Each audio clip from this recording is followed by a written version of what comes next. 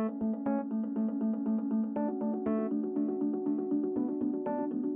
Caitlin Phillips, and this is the Side Comment.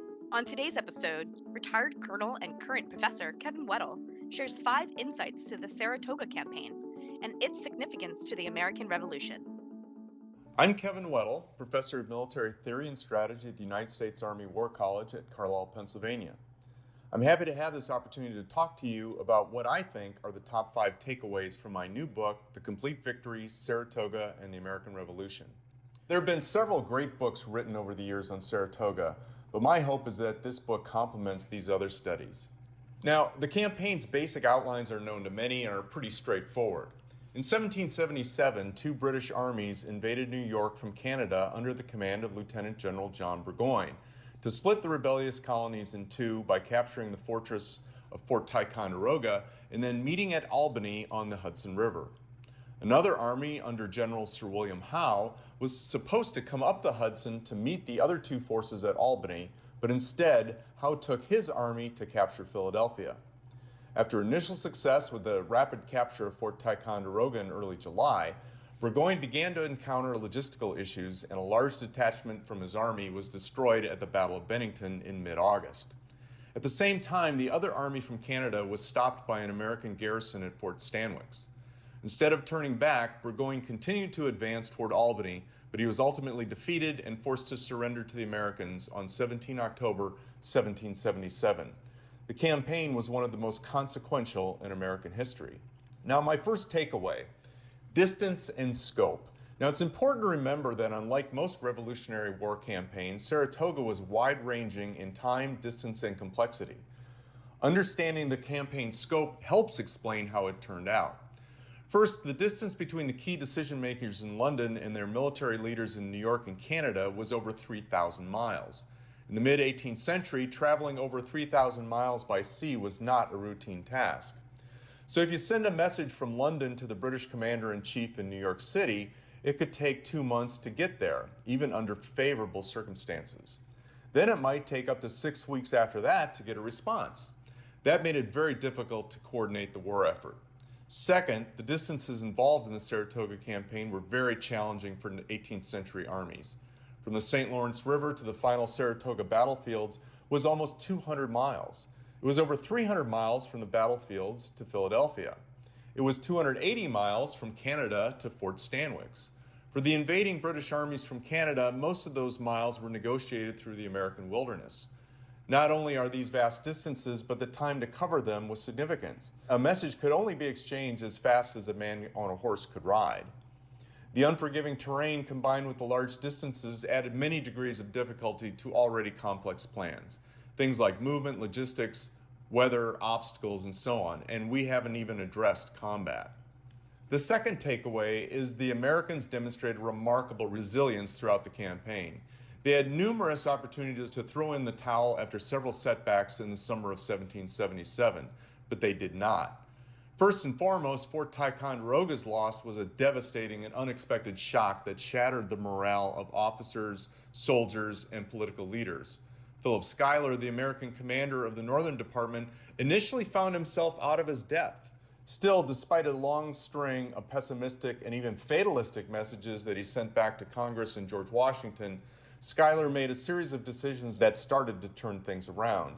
Many of the units that lost Ticonderoga in a manner that many Americans viewed as disgraceful bounced back and fought very well throughout the rest of the campaign and were there when Burgoyne surrendered. The American garrison at Fort Stanwix, for example, found themselves heavily outnumbered only a few weeks after the loss of Ticonderoga, yet they acquitted themselves very well and forced a much larger British force to retreat back to Canada. They were determined not to, quote, make a Ticonderoga of it, unquote. This resilience was evident up and down the chain of command from the lowest militia private to George Washington. Finally, after many months of frustrating negotiations that led to very small gains and not a few setbacks, the American diplomatic mission in Paris, led by Benjamin Franklin, seized on the victory at Saratoga. In short order, they were able to secure one of the greatest diplomatic triumphs in American history when on 6 February 1778, France and the United States signed a treaty of amity and commerce and a treaty of alliance. Saratoga would change the character of the American Revolutionary War and would lead to the ultimate American victory. My third takeaway is Washington's role. There were 3 commanders-in-chief involved in the Saratoga campaign, 2 British and 1 American. General Sir William Howe was the British commander-in-chief in North America minus Canada. General Sir Guy Carleton commanded in Canada. The American commander-in-chief was General George Washington. Now for this brief talk, we'll focus only on Howe and Washington. Only one of them acted as a real commander-in-chief, one who looked at the entire theater of operations and the war as a whole, and not merely what was happening with his own army. Washington's actions and decisions throughout the Saratoga campaign was a massive benefit for the Americans. Despite having to deal with Howe's large army and commanding his own army in New Jersey and Pennsylvania, Washington also kept his eye on the Northern Department and its struggle with Burgoyne's invasion.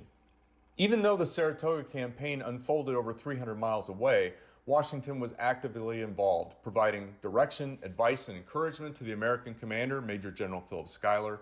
He also dispatched some of his best leaders to assist, notably Major Generals Benedict Arnold and Benjamin Lincoln.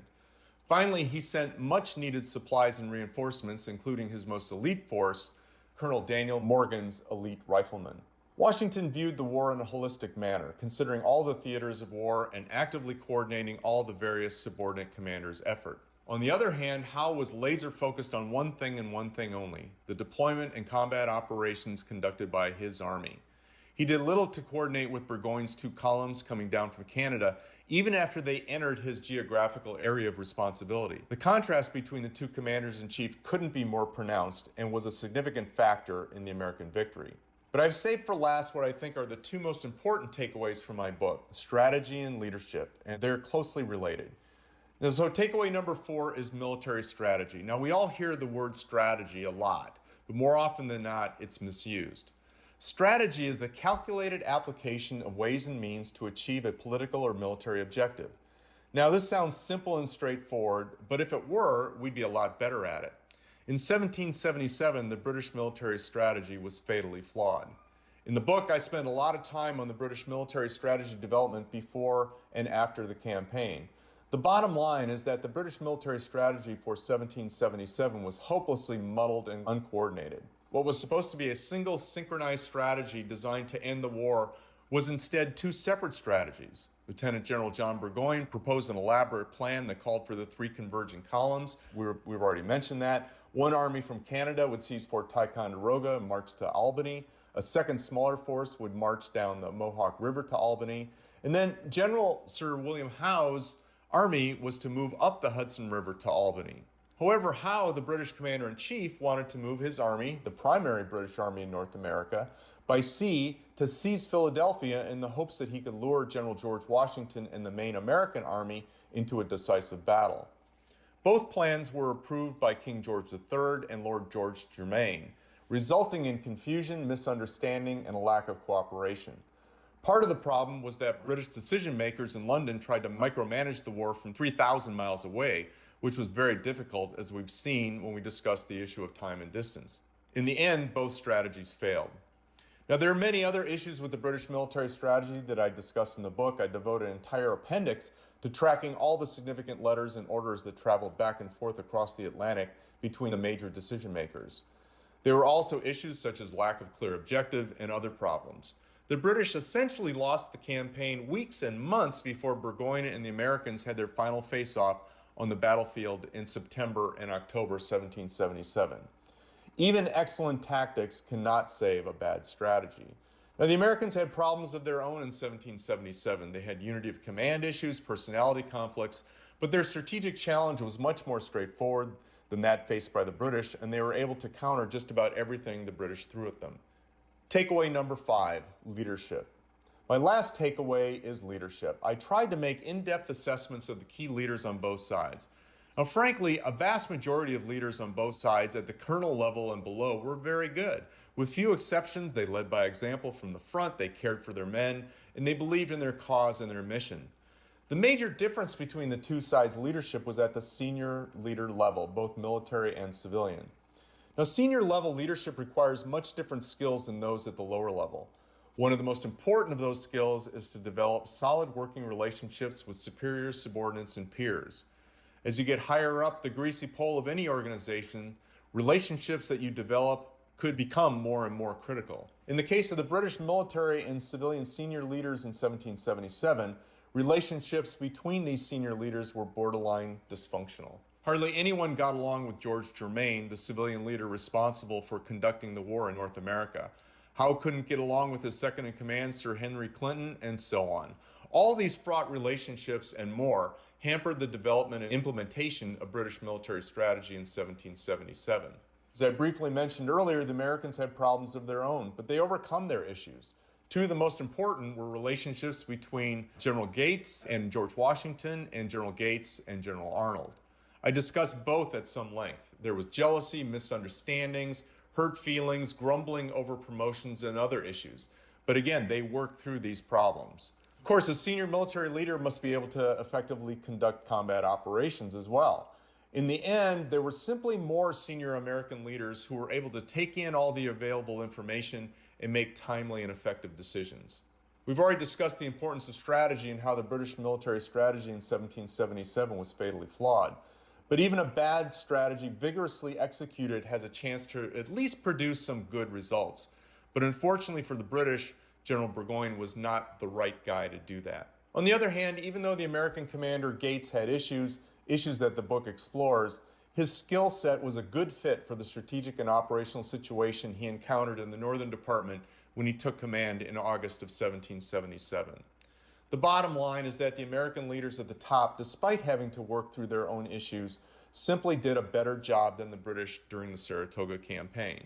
So there you have it, my top 5 takeaways from my book, The Complete Victory. Of course, in a book that covers the entire campaign, including the lead-up and the aftermath, I could have easily come up with my top 50 takeaways. But I hope this small taste will whet your appetite for more.